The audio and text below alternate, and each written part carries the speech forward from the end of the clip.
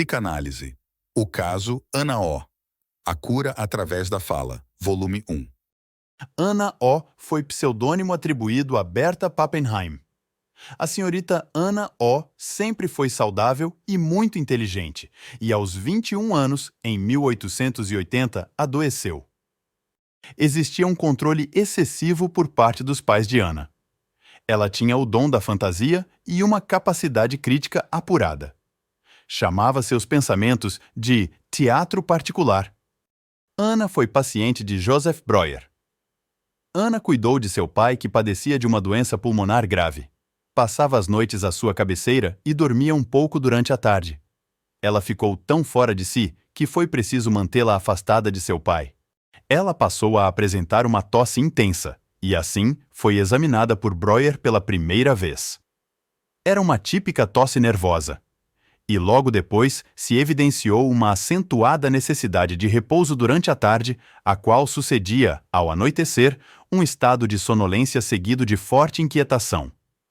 Subsequentemente, outros sintomas profundos de histeria foram aparecendo, sintomas esses que incluíam paralisia, perda de memória, deterioração mental, náuseas e distúrbios visuais e orais. Breuer constatou a enorme gravidade de alteração psíquica que existia ali. Existiam dois estados de consciência em Ana.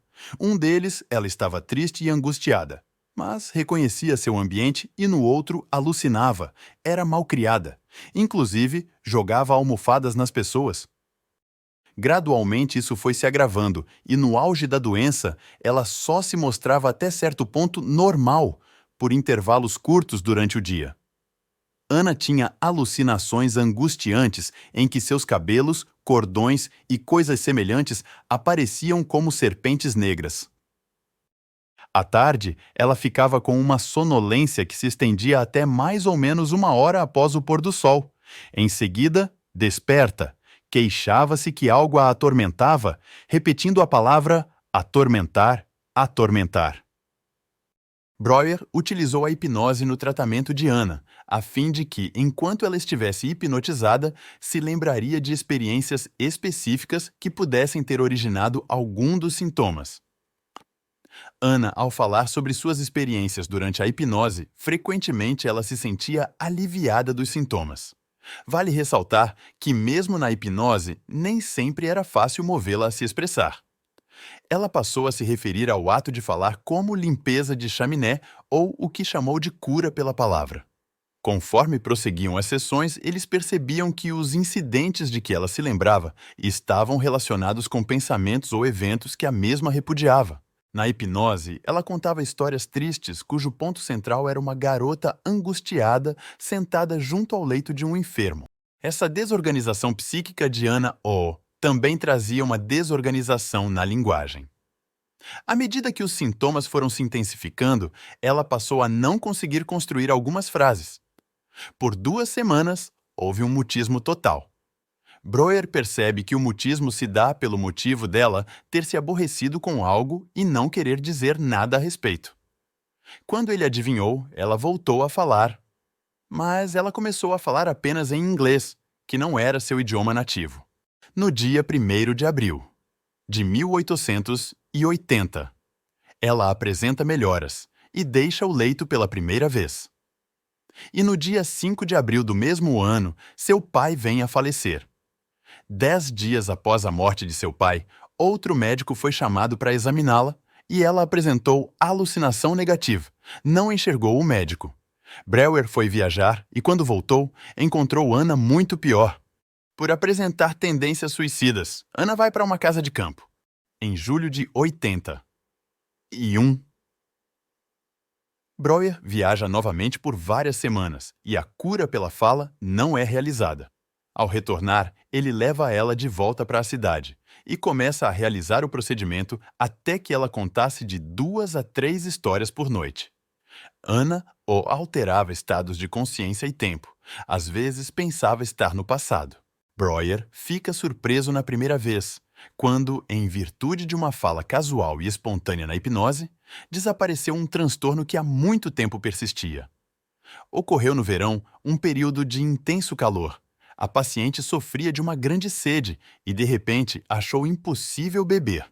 Pegou o copo com a mão, mas assim que o trazia, até os lábios afastava como se fosse uma hidrófoba.